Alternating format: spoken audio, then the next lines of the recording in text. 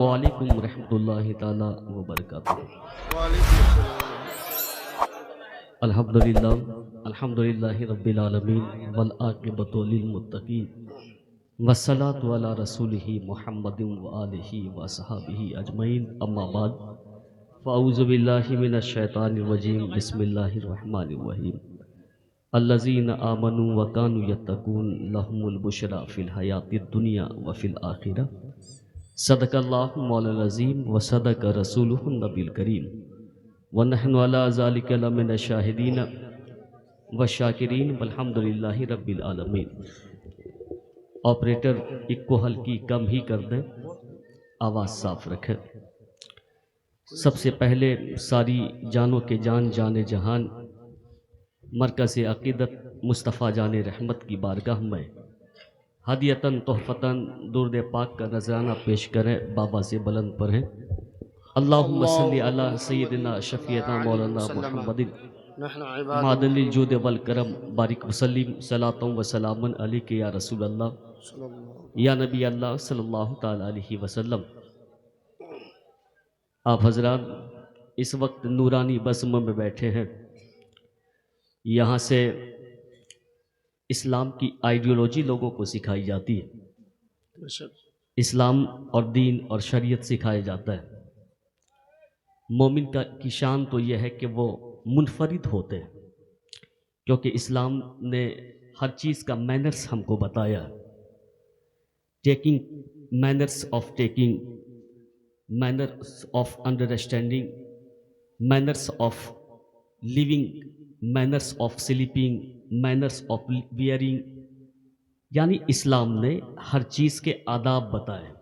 بولنے کا یہ ادب ہے، یہ چلنے کے آداب ہیں، یہ سونے کے آداب ہیں، یہ بات کرنے اور گفتگو کرنے کے آداب ہیں۔ آپ کے مذہب نے ہر چیز کا ایک طریقہ آپ کو بتایا۔ چندہ دینا بہت ضروری ہے، اس سے انکار نہیں کر سکتا۔ اب ایسا نہیں کہ چندہ کی وجہ سے ہم غیر مہذب ہو جائیں، انڈرسٹینڈنگ اپنی کھو دیں۔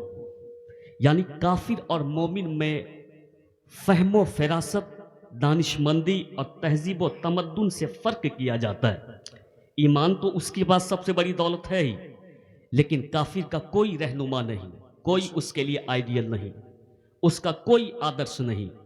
اللہ نے آپ کے پیغمبر کو لقد کان لکم فی رسول اللہ اسوۃ حسنہ، رب نے اپنے محبوب کو آپ کے لیے ماڈل بنا دیا ہے۔ یعنی آپ کے پیغمبر آپ کے لیے رہنما ہے، آپ کے پیغمبر آپ کے لیے آئیڈیل ہے، آپ کے پیغمبر آپ کے لیے مشعل راہ ہے۔ آپ کے پیغمبر نے زندگی کے ہر شعبے پہ روشنی ڈال کر کے آپ کو سمجھانے کی کوشش کیا ہے، آپ کو بتانے کی کوشش کیا ہے، آپ کو سکھانے کی کوشش کیا ہے کہ کھانا کیسے چاہیے، گفتگو کیسے کرنی چاہیے، مسجد میں کیسے داخل ہوں، پھر مسجد سے کیسے باہر ہوں، کیسے دینی مجلسوں میں شریک ہوں، کہاں بلند آواز سے بولنا چاہیے اور کہاں خاموش رہنا چاہیے۔ یہ ساری چیزیں مذہب اسلام نے آپ کو سکھا دی ہے۔ بلکہ حقیقت تو یہ ہے کہ دنیا آج اسلام ہی کے قوانین کو اپنی کتابوں میں چھاپ رہی ہے۔ بے شک۔ دنیا آج اسلام کے پیغمبر ہی سے سیکھ رہی ہے۔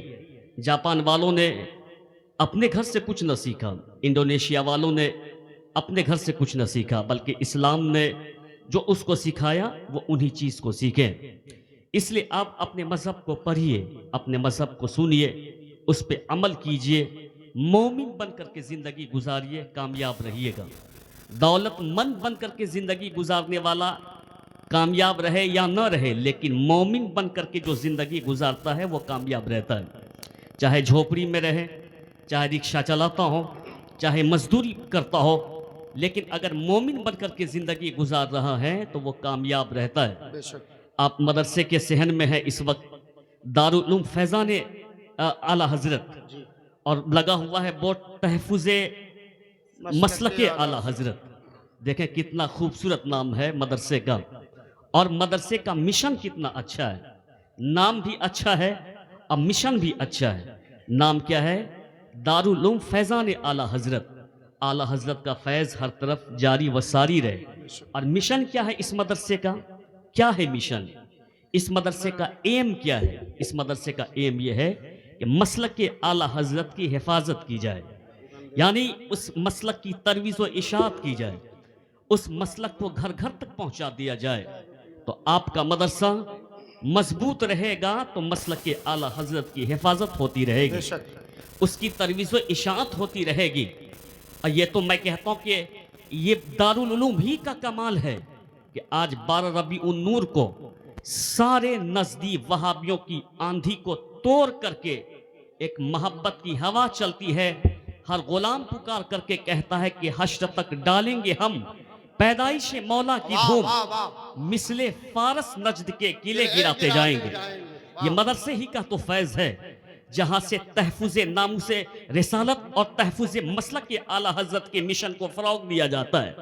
آپ کا مدرسہ مضبوط رہے گا، یہاں سے ہر سال حافظ کی صورت میں آپ کو ایک رہبر ملے گا، عالم کی صورت میں آپ کو ایک رہنما ملے گا، فاضل کی صورت میں آپ کو ایک رہنما ملے گا، تو مسلک اعلیٰ حضرت کی ترویج و اشاعت ہوتی رہے گی، اس کے علم کو بلند کیا جاتا رہے گا۔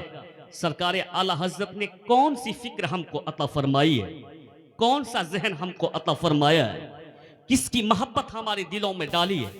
جب اعلیٰ حضرت کی بایوگرافی، اس کی لائف کو پڑھنے کی کوشش کرتے ہیں تو کہیں نہ ملتا ہے جس نے 1400 کتاب تصنیف فرمائی ہو، اس نے اپنے خاندان کی محبت کے لیے ایک لفظ بھی تحریر نہ فرمایا ہے، یعنی جس نے 1400 تقریباً کتابیں تحریر فرمائی ہو، اس نے اپنے خاندان کی محبت کو ڈالنے کے لیے ایک لفظ تحریر نہ فرمایا ہے، بلکہ جب بھی قلم اٹھا، بات اگر مصطفیٰ جان رحمت کے سماعت کی چلی تو قلم اٹھا کر کے کہتے ہیں دور و نزدیک کے سننے والے وہ کانے لالے کرامت پہ لاکھوں سلام۔ جب بات مصطفیٰ جان رحمت کے حیات کی چلی تو اعلیٰ حضرت نے قلم اٹھا کر کے کہا تھا کہ تو زندہ ہے واللہ، تو زندہ ہے واللہ، میرے چشم عالم سے چھپ جانے والے۔ جب مصطفیٰ جان رحمت کے جود و سخا کی بات چلی ہے تو اعلیٰ حضرت نے قلم اٹھا کر کے کہا کہ واہ کیا جود و کرم ہے، شہ بطحہ تیرا، نہیں سنتا ہی نہیں مانگنے والا تیرا۔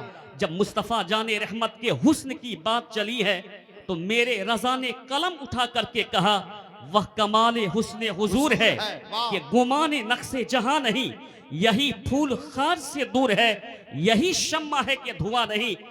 جب آقا کے کیریکٹر کی بات چلی تو قلم اٹھا کر کے کہتے ہیں تیرے وصف تو عیب تنہائی سے ہے بری، حیران ہوں میرے شاہ میں کیا کیا کہوں تجھے، لیکن رضا نے ختم سخن اس پہ کر دیا، خالق کا بندہ خلق کا آقا کہوں تجھے۔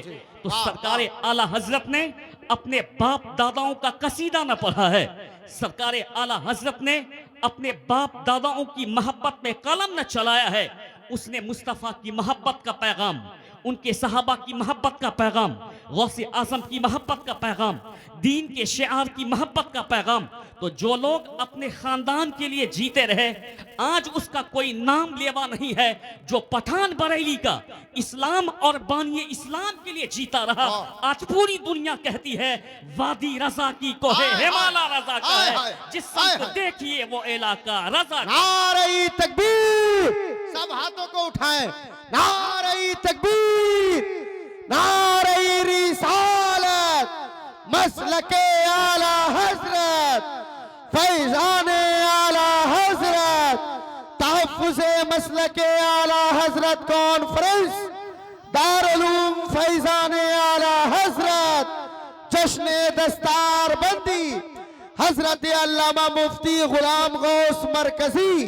نعرہ تکبیر، زندہ باد زندہ باد۔ آج بھی پوری دنیا میں لوگ کہتے ہیں وادی رضا کی کوہ ہمالا رضا کا ہے، جس سمت دیکھیے وہ علاقہ رضا کا ہے۔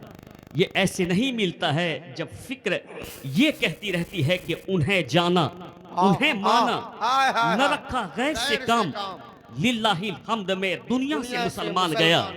جب فکر میں یہ بات سما جاتی ہے کہ کون دیتا ہے دینے کو منہ چاہیے، دینے والا ہے سچا ہمارا نبی، جب فکر میں یہ بات سرایت کر جاتی ہے کہ انہیں جانا انہیں مانا، نہ رکھا غیر سے کام، लिल्लाहिल हम्द में दुनिया से मुसलमान गया, तब अल्लाह तबारक व तआला उसकी मोहब्बत को पूरी दुनिया में फैला देता है।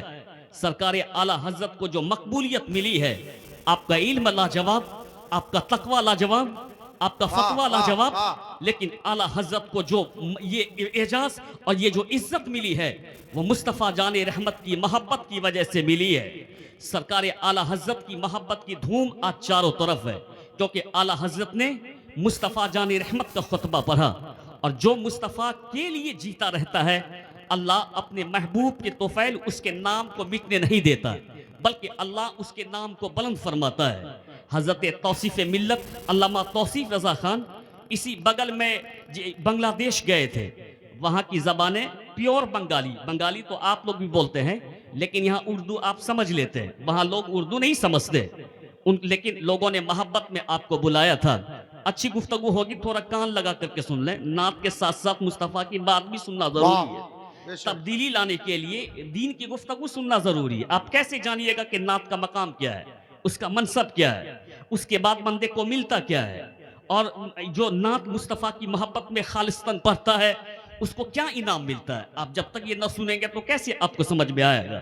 हुजूर ने किसको अपनी चादर दे दी, हुजूर ने किन के हक में दुआ फरमा दिया, हुजूर ने किन के लिए मेंबर पेश कर दी। तो सिर्फ नात न सुनी जाए बल्कि बात भी सुनी जाए।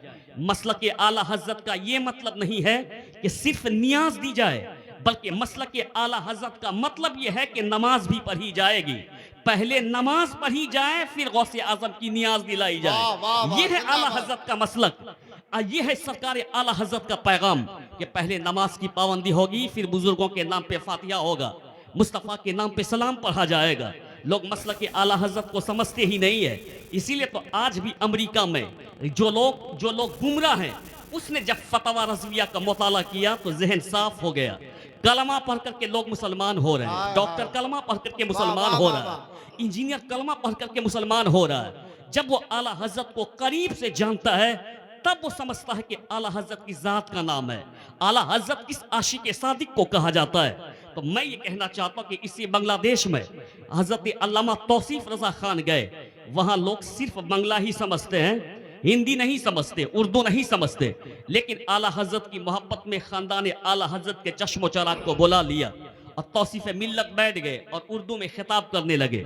आलिम दीन उस गुफ्तगू को समझ भी रहे थे, लेकिन अवाम उसको ना समझ रही थी।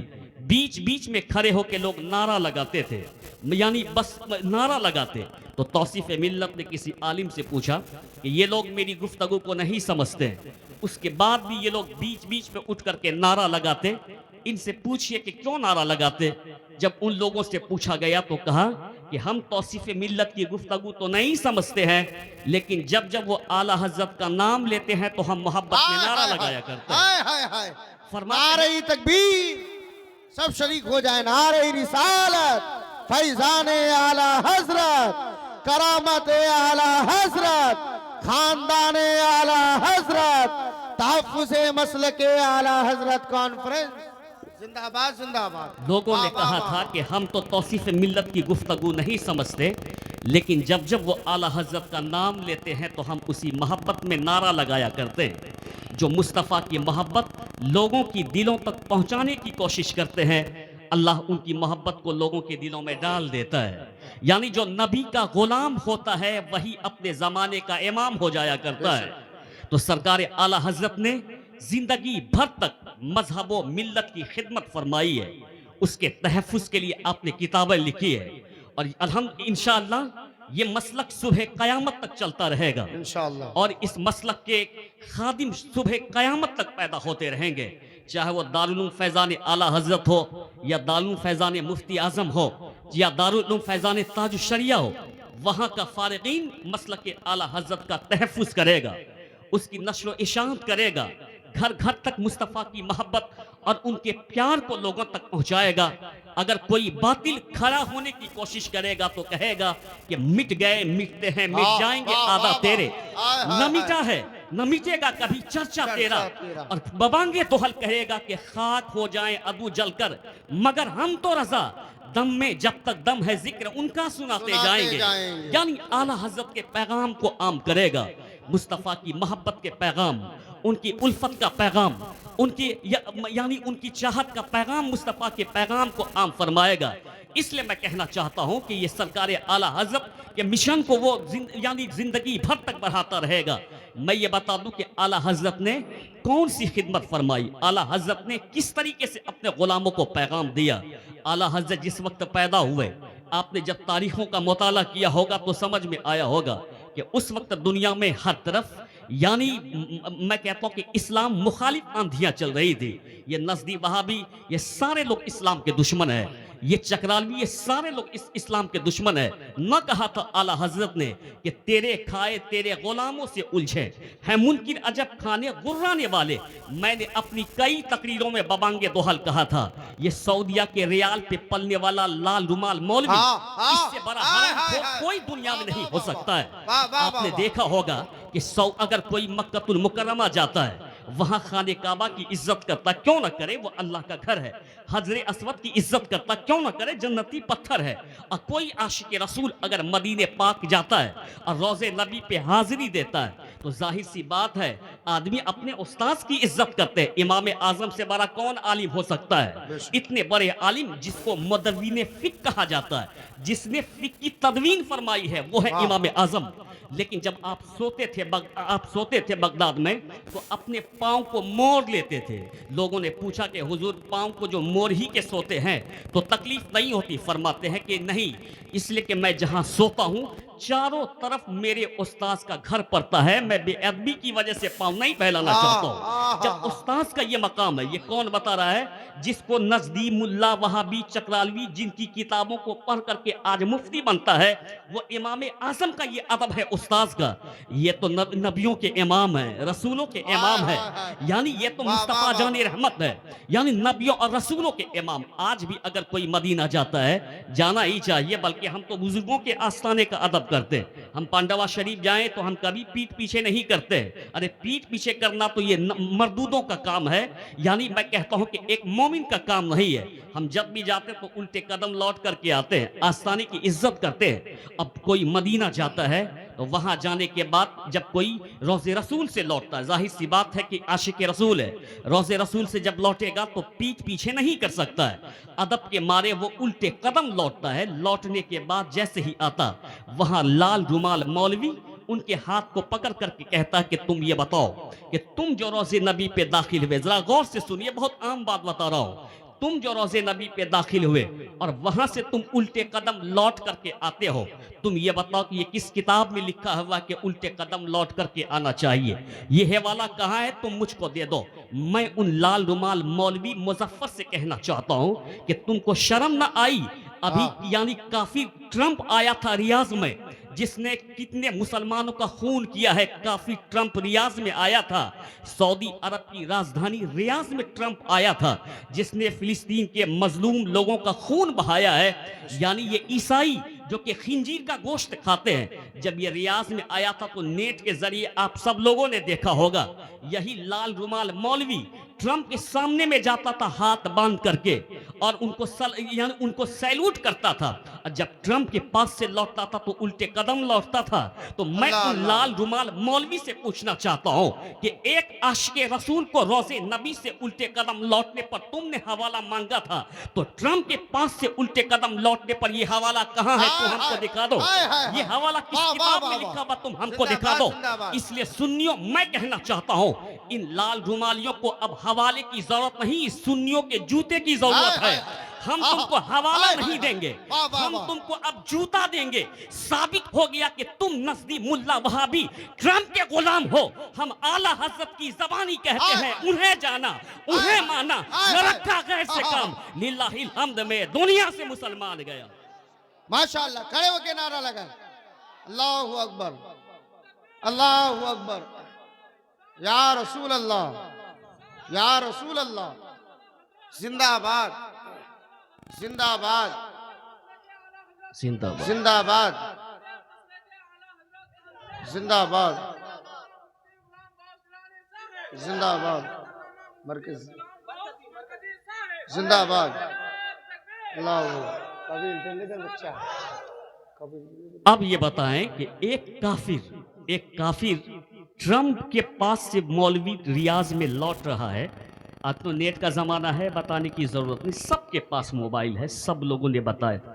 बताओ ये कितने हरामखोर हरामुद्देर हैं कि रोज़े नबी पे जब कोई लौटता है, जो मुस्तफ़ा जाने रहमत, अल्लाह ने जिनको आदम और नूह तमाम नबी और रसूल का सरदार बनाया, अल्लाह ने जिनको वो मकाम अता फरमाया है कि अल्लाह ने जितने नबियों को जो भी मौजज़ा अता फरमाया, उन तमाम मौजज़े को मुस्तफ़ा में जमा फरमा दिया। जितने भी नबी को अल्लाह ने जो भी खूबी अता फरमाई है, वो सारी खूबी मुस्तफ़ा जाने रहमत में अल्लाह ने जमा फरमा दिया है। अब उस नबी के रोज़े पे जाने के बाद जब उल्टे कदम लौटा जाता है, तो ये वहाबी कहते कि ये किस किताब में लिखा हुआ है। तो उनसे ये पूछना कि ट्रंप जो काफिर है, जो जालिम है, जिसने बहुत सारा हथियार इजराइल को दिया और उस इजराइल ने बेकसूर फिलिस्तीनियों पर किस कदर जुल्म ढाया है, किस कदर उस फिलिस्तीनियों पर जुल्म ढाने का काम किया है, तो उन रियाज के मौलवियों से पूछना चाहिए। हवाले की बात मत कर, सुन्नी अब तक खामोश है। इतने जूते मारेगा कि तेरे सर पे एक बाल सलामत न रहेगा। ये नौटंगी करना बंद कर दो, इसलिए कि तुम रियाल पे पलते हो, हम तो मुस्तफ़ा के आल पे पला करते हैं। रियाल पे पलना तेरा काम है, तुम रियाल से मोहब्बत करते रहना, हम मुस्तफ़ा जाने रहमत के आल से मोहब्बत करते हैं, हम तेरे सामने में झुकने वाले नहीं है।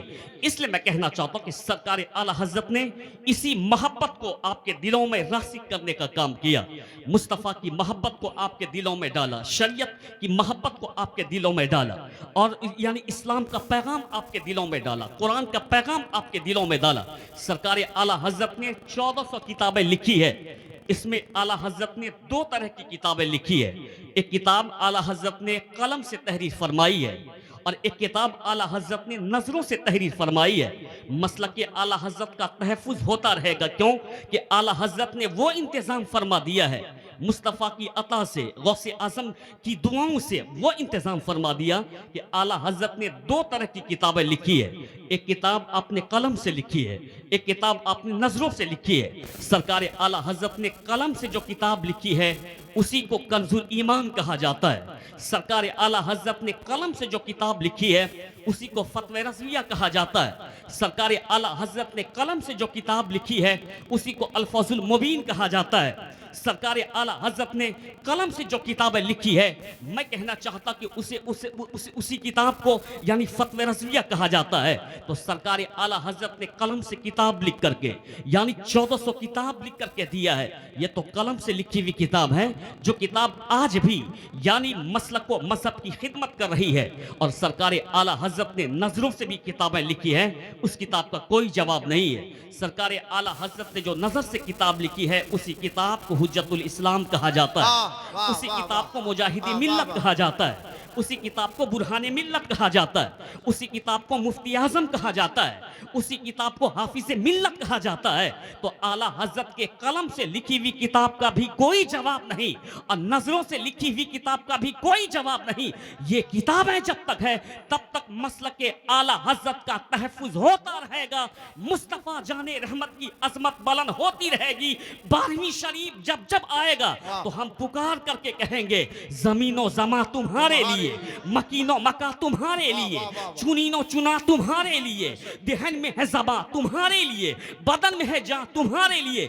या रसूल अल्लाह, गुलाम आए यहाँ तुम्हारे लिए, उठे भी वहाँ तुम्हारे लिए। नारे तकबीर, नारे रिसालत, उलमाए अहले सुन्नत, फैज़ाने आला हज़रत, फैज़ाने हुज़ूर ताजुश शरिया, तहफ़्फ़ुज़े मसलके आला हज़रत कॉन्फ्रेंस, जश्न दस्तार बंदी हज़रत अल्लामा गुलाम गौस मरकज़ी, जिंदाबाद जिंदाबाद।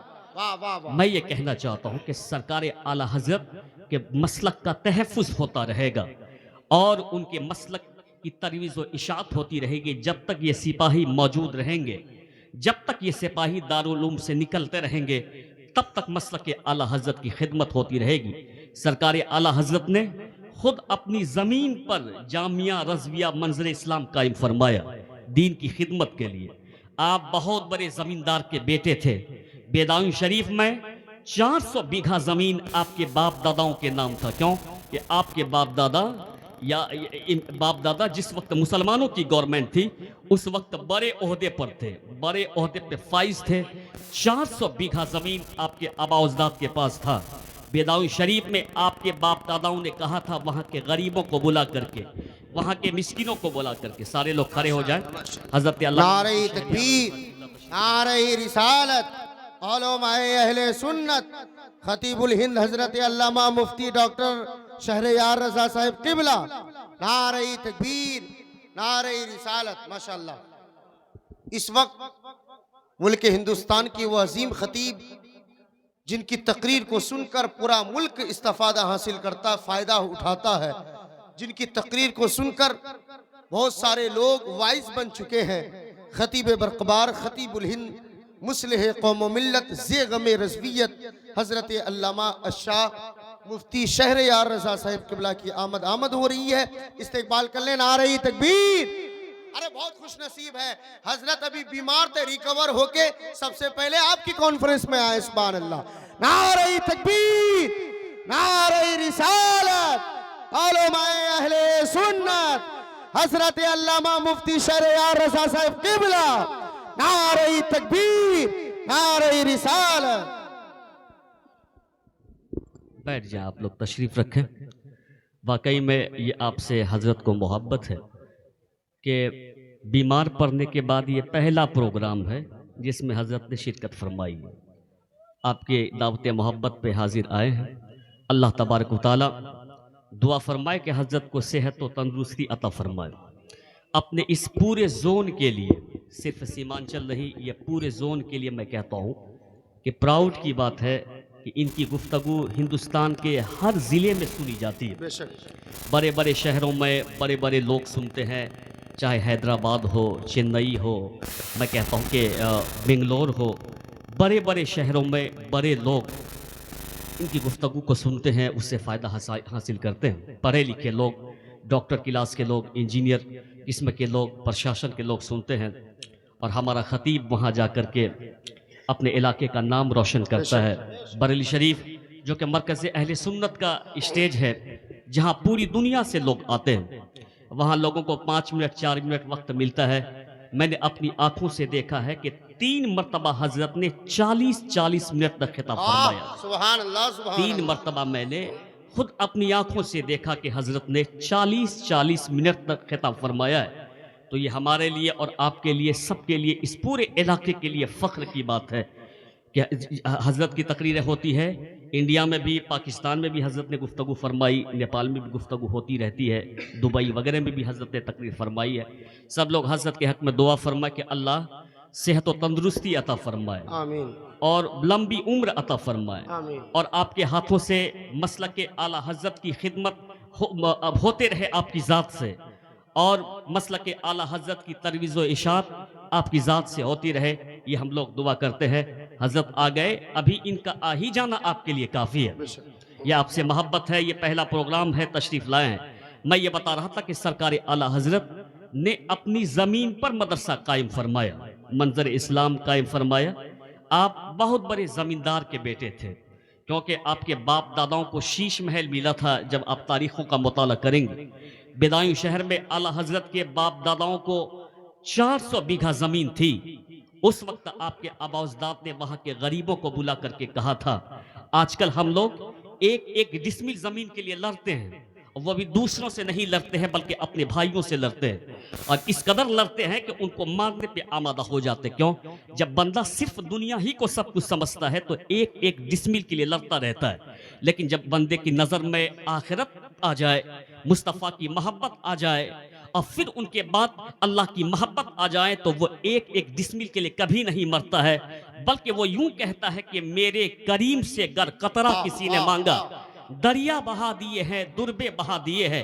یعنی جس کے دل میں مصطفیٰ کی محبت آ جاتی ہے، تو وہاں کے غریبوں کو بلا کر کے کہا تھا کہ یہ زمینیں میں آپ لوگوں کو دیتا ہوں، آپ اس پہ کھیتی کریں، اس پہ اناج اپجائے، یہاں فصلیں لگائے. تو وہاں کے غریبوں نے کہا تھا کہ حضور آج کل تو لوگ 1 ڈسمل زمین کے لیے لڑتے ہیں، آپ اتنی زمین کا اتنا بڑا حصہ ہم لوگوں کو دینا چاہتے ہیں. فرماتے ہیں کہ ہمیں اب زمین کی کوئی ضرورت نہیں ہے، ہم نے قلم اٹھا لیا ہے مصطفیٰ کی محبت میں دین کی خدمت ہم کو کرنا ہے. یہ زمین تمہیں کو مبارک ہو, دین کی خدمت مجھ کو مبارک ہو. اسی خاندان کا فرد جس کو اعلیٰ حضرت کہا جاتا ہے, سرکار اعلیٰ حضرت نے اپنی زمین پر مدرسہ قائم کر کے, حجت الاسلام کو پڑھا کر کے, مفتی اعظم کو پڑھا کر کے, صد الشریعہ کو پڑھا کر کے, میں کہتا ہوں کہ علامہ ظفر الدین بہاری کو پڑھا کر کے مسلک اعلیٰ حضرت کا سچا سپاہی تیار کیا. ایک طرف تو آپ نے قلم سے کنز ایمان لکھا, آپ نے قلم سے میں کہتا ہوں کہ فتوی رضویہ لکھا, دوسری طرف نگاہوں سے علامہ ظفر الدین بہاری کو لکھنے کا کام کیا, دوسری طرف آپ نے نگاہوں سے جو کتابیں لکھی ہے اس کی یہ فہرست ہے. تو سرکار اعلیٰ حضرت نے یہ ذہن دیا کہ مدرسہ قائم ہو جہاں سے دین کی باتیں ہوں, جہاں سے قرآن کی باتیں ہوں, جہاں سے شریعت کی باتیں ہوں. مدرسہ جب تک زندہ رہے گا میں کہتا ہوں کہ تب تک مسلک اعلیٰ حضرت کی دھوم مچی رہے گی, اور اگر مدرسہ کمزور ہو جائے گا تو ہمارا دین کمزور ہو جائے گا. یہ مدرسہ ہمارے عقیدے کا تحفظ فرماتا ہے. میں تو کہتا ہوں کہ آج کی تاریخ میں جبکہ یہ زمانہ ٹیکنالوجی کا زمانہ ہے, لوگ ٹیکنیک کی بات کرتے رہتے ہیں, لوگ کہتے ہیں کہ مولانا آج کے ترقی یافتہ دور میں انجینئر بننا ضروری ہے لوگوں کے لیے. اس بات کو میں قبول کرتا ہوں کہ اس وقت انجینئر بننا وقت کی ضرورت ہے, اس وقت ڈاکٹر بننا وقت کی ضرورت ہے, اس وقت میں کہتا ہوں کہ اسکالر بننا وقت کی ضرورت ہے, لیڈر بننا بھی وقت کی ضرورت ہے. لیکن میں کہنا چاہتا ہوں یہ ساری ضرورتیں ہیں, لیکن انسانیت کی میں کہتا ہوں کہ انسان کون بناتا ہے, شخصیت سازی کہاں ہوتی ہے. آپ کیمبریج چلے جائیے, آکسفورڈ چلے جائیے, اب میں کہتا ہوں کہ AMU چلے جائیے, JNU چلے جائیے, اور آپ بڑے یونیورسٹی چلے جائیے. میں آج اس اسٹیج سے کہنا چاہتا ہوں کہ آج کی تاریخ میں جب شخصیت سازی کی بات آئے گی, انسان کو سنوارنے کی بات آئے گی, تو اس وقت میں کیمبریج سے بھی زیادہ ویلیو مدرسے کا سمجھا جائے گا, آکسفورڈ سے بھی زیادہ ویلیو اس وقت مدرسے کا ہے. میں کہتا ہوں کہ AMU سے بھی زیادہ ویلیو مدرسے کا ہے, JNU سے بھی زیادہ ویلیو مدرسے کا ہے. ہم نے دیکھا ہے شہروں میں بڑے گھر میں جب شادی ہوتی ہے اور ان کے بچے آکسفورڈ سے پڑھ کر کے آتے ہیں, ان کے بچے کیمبریج سے پڑھ کر کے آتے ہیں, ان کے بچے AMU سے پڑھ کے آتے ہیں, اللہ نے ان کو دولت دی ہے, تو شادیوں میں کیا ہوتا ہے, شادیوں میں جب کھانا لگایا جاتا ہے تو ان کا طریقہ دیکھیں, ٹیبل رکھ دیا جاتا ہے اور ان ٹیبل پہ کھانا رکھا جاتا ہے. ایک بات آپ یہ سمجھیں کہ انسان اور جانور میں کس چیز سے فرق کیا جاتا ہے. جیسے جانور کھاتا ہے انسان بھی کھاتے ہیں, جانور پیشاب پخانہ کرتا ہے انسان بھی پیشاب پخانہ کرتا ہے, تو فرق کس سے ہوتا ہے, ڈسپلین سے ہوتا ہے. میں کہتا ہوں کہ جانور اور انسان کے طریقے میں فرق ہوتا ہے. اب جانور کھڑے کھڑے پیشاب کر سکتا ہے, انسان کر ہی نہیں سکتا, یہ ان کے طریقے کے خلاف ہے. جانور کھڑے ہو کے کھانا کھاتا ہے, دیکھیں جہاں ملے وہاں وہ اپنا منہ لگایا, پھر وہاں وہ چر لیا, جہاں چاہا وہاں پیشاب کر دیا. جانور اور انسان میں ڈسپلین کا فرق ہوتا ہے. انسان اگر پیشاب کرے تو بیٹھ کر کے کرے گا, اپنی ستر کو چھپا کر کے کرے گا, کھانا ہی ہے تو ہر جگہ وہ چلتے چلتے نہیں کھائے گا. تو جانور اور انسان میں یہ فرق ہوتا ہے. شادیوں میں آپ دیکھیں کہ کیمبریج سے لوگ پڑھ کر کے آتے ہیں, آکسفورڈ سے لوگ پڑھ کر کے آتے ہیں. اب بڑے لوگوں کی یہاں شادی ہوتی ہے, ٹیبل رکھ دیا جاتا ہے, اس میں کھانا رکھا ہوا ہے, ایک طرف پلاؤ رکھا ہوا ہے, ایک طرف بریانی رکھی ہوئی ہے, ایک طرف قورمہ رکھا ہوا ہے, میں کہتا ہوں ایک طرف سبزی رکھی ہوئی ہے, ایک طرف پنیر رکھی ہوئی ہے. اب وہاں ایک صاحب پڑھے لکھے صاحب جو کہ لا کی ڈگری حاصل کر کے آئے, جس نے انجینئر کی ڈگری حاصل کی ہے, جس نے میڈیکل کی ڈگری حاصل کی ہے, وہ بھی پڑھا لکھا انسان پلیٹ لیتا ہے اور لے کر کے چل چل کر کے مانگ کر کے کھاتا رہتا ہے. یہاں قورمہ لینا, وہاں میں کہتا ہوں کہ بریانی لینا, وہاں پہ سبزی لینا, وہاں سلاد لینا. AMU سے پڑھ کے کیا فائدہ ہوا کہ ہم انسان نہ بن سکے, کیا فائدہ ہوا کیمبریج سے پڑھ کر کے. یعنی کیمبریج سے پڑھ کے آنے والا بھی جانوروں کی طرح چل چل کر کے کھانا لے کر کے کھاتا ہے. لیکن اسی دارالعلوم فیضان اعلیٰ حضرت میں بخاری پڑھنے والا نہیں بلکہ نورانی قاعدہ پڑھنے والے بچوں کو ہم نے دیکھا کہ جب وہ کھانا چاہتا ہے تو بیٹھ جاتا ہے, اب بیٹھنے کے بعد دسترخوان لگا لیتا ہے, اب دسترخوان لگانے کے بعد اللہ کی نعمت کو اپنے سامنے میں رکھ لیتا ہے, پھر ہاتھوں کو دھل کر کے داہنے ہاتھ سے چبا کر کے وہ کھانا شروع کرتا ہے. مطلب یہ ہوتا ہے کہ دنیا کی تمام یونیورسٹیاں ہمیں ہنر سکھاتی ہے, مصطفیٰ کا مدرسہ تعلیم و تربیت ہمیں عطا کیا کرتا ہے. जिंदाबाद जिंदाबाद दुनिया की वाह, तमाम वाह, वाह। यूनिवर्सिटियां सिर्फ हुनर सिखाती है। डॉक्टर बनिए पैसा कमाइए, इंजीनियर बनिए पैसा कमाइए, लीडर बनिए पैसा कमाइए, स्कॉलर बनिए पैसा कमाइए। कौन है ये? मुस्तफ़ा का मदरसा है जो हमें तालीम और तरबियत से आरास्ता करता है। बच्चे बैठ करके खाते हैं, हाथ धुल करके खाते हैं, जब खाना खत्म हो जाता तो अल्हम्दुलिल्लाह पढ़ते हैं, यानी खाना शुरू करते हुए अल्लाह का नाम लेना, खाना खत्म होने के बाद अल्लाह का शुक्र अदा करना। ये सारा सिस्टम ऑफ लाइफ कौन आपको अता करता है? सिस्टम ऑफ लाइफ मुस्तफ़ा जान रहमत आपको अता करते हैं। इसलिए मैं बार बार कहता हूं कि दुनिया का कोई भी दानिश्वर सिस्टम ऑफ लाइफ नहीं अता करता है। चाहे वो अब्राहम लिंकन हो, वो सिस्टम ऑफ लाइफ नहीं देता है। चाहे वो न्यूटन हो, वो सिस्टम ऑफ लाइफ नहीं देता है। चाहे गांधी और नेहरू हो, अंबेडकर हो, सिस्टम ऑफ लाइफ नहीं देता है। बल्कि आज तो गांधी और नेहरू और अंबेडकर का शागिर्द मुस्तफ़ा से खैरात की भीख मांग रहा है।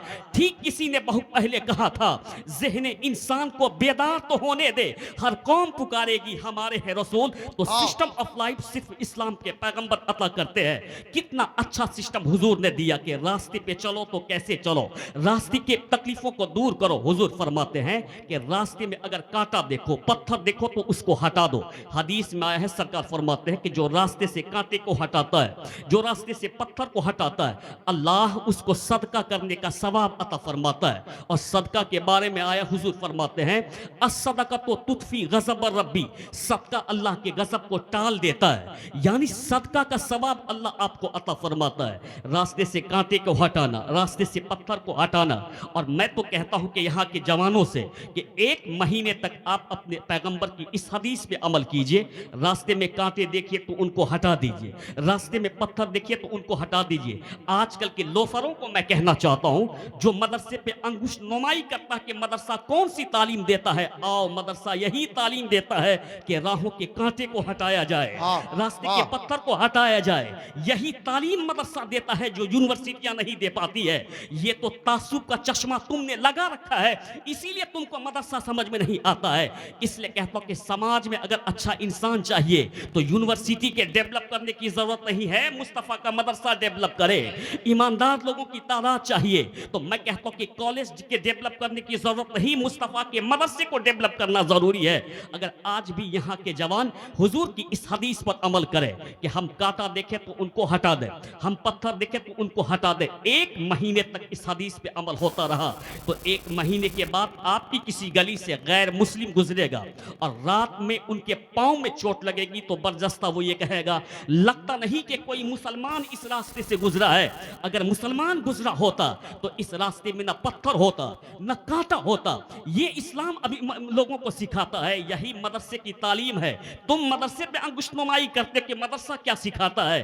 अरे तुम अपनी खबर लो कि तुम क्या सिखाते हो। मदरसा तो मैं कहता हूं मदरसा तो खिदमत खल्क सिखाता है, मदरसा तो दूसरों की मदद करना सिखाता है। मुस्लिम शरीफ की हदीस में नहीं आया है, बल्कि मैं कहता हूं कि मुस्लिम शरीफ की हदीस में आया है। हुजूर फरमाते कि अल्लाह कयामत के दिन एक शख्स से पूछेगा, ए इब्ने आदम जब मैं बीमार पड़ा तो तुमने मेरी इयादत क्यों न की? तो वो कहने वाला कहेगा, इलाही तू तो खुदा है, खुदा कहीं बीमार पड़ता, खुदा तो ऐब से पाक है, तू कैसे बीमार पड़ सकता? अल्लाह कहेगा कि मेरा फना बंदा बीमार पड़ा था, अगर तुम उसको देखने के लिए जाते तो मेरी रहमत को पाते। ये मदरसा हमको सिखाता है।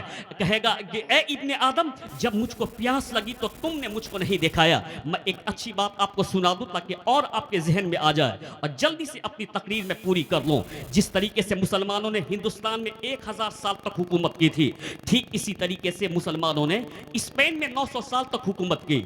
लेकिन जब ऐश परस्ती आ जाती है, जब गफलत गिरी आ जाती है, जब दुनिया की मोहब्बत बढ़ जाती है तो अल्लाह अजमत को उठा लेता है। और जब तक दीनदारी रहती है, डॉक्टर इकबाल ने कहा था, तरीके मुस्तफ़ा को छोड़ना है वजह बर्बादी। इसी से कौम दुनिया में बेइक्तिदार हुई अपनी। बेनमाजियों की तादाद हमारे यहाँ है, मैं कहता हूँ कि यानी नाफरमानों की तादाद हमारे यहाँ है। जब तादाद बुरे लोगों की ज्यादा है और हम उसके बाद हुकूमत चाहते हैं, कैसे होगी? इसलिए कहा डॉक्टर इकबाल ने कि की मोहम्मद से वफा तूने तो हम तेरे हैं, ये जहां चीज है क्या अल्लाह कलम तेरे है। 900 साल तक मुसलमानों ने स्पेन में हुकूमत फरमाई। जब ऐश परस्ती आ गई तो अल्लाह ने हुकूमत को छीन लिया, गैरों का कब्जा हो गया, गैरों की तलवारें चली, सारे मुसलमानों को कत्ल कर दिया गया। और जो भी बचे खुद से मुसलमान थे, अपनी जान बचाने के लिए उसने अपना चेहरा तब्दील कर लिया, उसने अपना लिबास तब्दील कर लिया, उसने अपनी शक्ल सूरत को बदल डाला। लेकिन उस बादशाह के कुछ मुशीर थे, स्पेन के बादशाह के मुशीर ने कहा कि ऐसा लगता है कि इस वक्त भी कुछ लोग स्पेन में मुसलमान रहते हैं। तो उनके बादशाह ने कहा था कि हमको तो कोई दाढ़ी वाला नहीं दिखता है, हमको तो कोई टोपी वाला नहीं दिखता है, अगर मुसलमान होता तो दिखता। कहा कि हाँ हैं। उन्होंने अपनी शक्लें बदल डाली है। कहा कि उसे कैसे पकड़ा जाए, कैसे उसको खोजा जाए, जरा आप काउंसिलर का इस्तेमाल करें कि कल मुसलमानों की शिनाख्त क्या थी। यानी आदिल मुसलमानों को कहा जाता था, सिद्दीक मुसलमानों को कहा जाता था, रहमदिल मुसलमानों को कहा जाता था, मैं कहता हूं कि अमीन मुसलमानों को कहा जाता था। आप बुरा मत मानिए, आज अगर सड़क के किनारे में शराब पी करके सोया हुआ किसी को देखता है तो गैर मुस्लिम तंज के तौर पे कहता, लगता मियां मालूम होता है। यानी ताश के अड्डों पे देखता है तो तंज करता है कि मियां मालूम होता है, बुरी जगहों पे देखता है तो तंज करता है कि मियां मालूम होता है। इसलिए मैं कहना चाहता हूं, ये तहफुज़े मसलके आला हज़रत कॉन्फ्रेंस से हम ये अहद करके उठें। और आप किस दिन का इंतजार कर रहे हैं? इतने जुल्म और ज़ियादती के पहाड़ हम पे तोड़े जा रहे हैं। हमारी इबादत गाहों पे टारगेट, हमारे मदरसे पे टारगेट, हमारी कब्रिस्तानों पे टारगेट। इतना टारगेट होने के बाद भी आप किस दिन का इंतजार कर रहे हैं कि आप सच्ची तौबा करें? मैं तो कहता हूं कि आज आप इरादा करें और सच्ची तौबा करते हुए आला हज़रत की ज़बानी कहे, मैं मुजरिम हूं आका, मैं मुजरिम हूं आका, मुझे साथ ले लो के रास्ते में है जा बचा थाने वाले। यानी आज आप ये पक्का अहद कर लें और यहां से ये इरादा कर लें कि इलाही ये सारा मेरे गुनाहों का वबाल है, मैं अपने गुनाहों से सच्ची तौबा करता हूं। आप तौबा करेंगे, अल्लाह की रहमत का नुज़ूल हो जाएगा। अल्लाह तबारक व तआला आज भी आपको हुकूमत देना चाहता है, इज्जत देना चाहता है। आप सच्ची तौबा करें। आज हमारी पहचान क्या हो गई है, कल हमारी पहचान क्या थी? उसने कहा कि यहाँ रहते हैं, मैं उनका एक तरीका बताता हूँ। कहा कि एक अपाहिज आदमी लाएं और उनको सड़क के किनारे सुला दें धूप में, और फिर उनके बगल में पानी का मशकीजा रख दिया जाए। और अपाहिज को ला के सुलाया गया, पानी का मशकीजा रखा गया, और फिर लोग वहाँ बाजार में आते थे। वो अपाहिज कहता था कि कोई अल्लाह का बंदा है जो मुझको पिला दे। लोग आते, उनकी बातों को सुनते और चले जाते, कोई उसको पानी तक न पिलाता।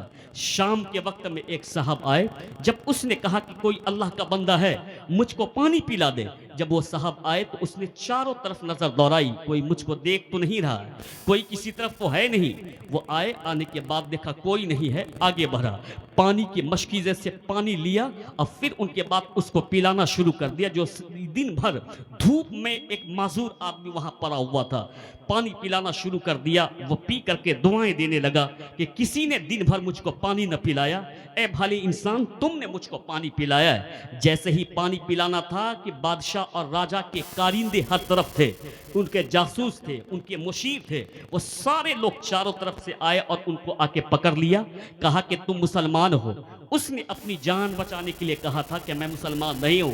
तो उस लोगों ने बरजस्ता कहा था, सुबह से लेकर शाम तक इस माजूर को किसी ने पानी न पिलाया है, तेरा ये अमल बताता है कि तू मुसलमान है। क्योंकि तेरे पैगंबर ने कहा है कि जो भूखों को खिलाएगा अल्लाह उसको खिलाएगा, उसको सैराब करेगा, जो प्यासों को पिलाएगा अल्लाह उनकी प्यास बुझाएगा।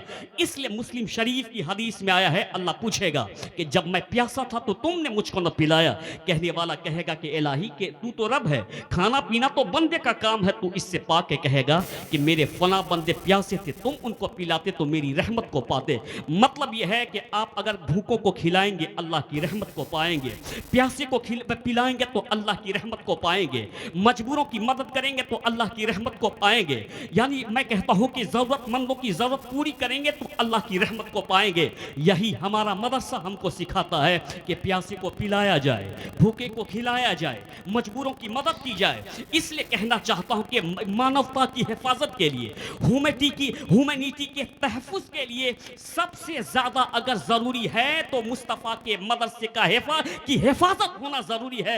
जब जब मुस्तफ़ा का मदरसा जवान होगा, समाज में अच्छे लोग पैदा होते रहेंगे, तो मदरसे का मजबूत होना ज़रूरी है। मैंने देखा कि आप लोगों ने अपने मदरसे में ताउन किया, अल्लाह आपके इस ताउन को कबूल फरमाए। लेकिन कहने की क्या ज़रूरत, जब ताउन करना है तो फ़ौरन आप ताउन कर दिया करें, उसके लिए कहने की कोई ज़रूरत नहीं है। फ़ौरन आप ताउन कर दें, ताकि जितनी जल्दी ताउन करेंगे आपको उतना ही सवाब मिल जाएगा। चलते चलते एक आखिरी बात मैं कहना चाहता हूँ कि मुस्तफ़ा के मदरसे से प्यार कीजिए, उसमें जो बच्चे पढ़ते हैं मेहमान रसूल, उनसे भी प्यार कीजिए। क्यों कि बुज़ुर्गों ने इनसे मोहब्बत फरमाई, बल्कि आकाए दो जहां ने खुद इनसे मोहब्बत फरमाई। सरकार दो आलम हज़रत अबू हुरैरा को लेकर के गए। मैं उस तवील में नहीं जाना चाहता हूँ, बस शॉर्ट ये बता दूं कि आकाए दो जहां ने हज़रत अबू हुरैरा को देखा कि सड़क के किनारे बैठे हुए। हुजूर ने कहा कि तुम यहाँ क्यों बैठे हो, क्या हालत तुमने बना ली? तो कहा कि हुजूर भूखा हूँ, इसलिए दिल बहलाने के लिए यहाँ बैठा हूँ। सरकार ने अबू हुरैरा को पकड़ा, कहा चल मेरे घर चल। हुजूर अपने घर लेकर के गए और फिर अंदर गए तो हज़रत आयशा से पूछा कि दरवाजे पे मेहमान है, कुछ है? तो कहा कि एक प्याला दूध है। ला करके जैसे ही बाहर आए तो हुजूर ने कहा कि अहले सुफ़ा को बोला करके लाओ, वो लोग जो दीन का इल्म सीखते थे, जिसको हुजूर ने अपना मेहमान बताया था।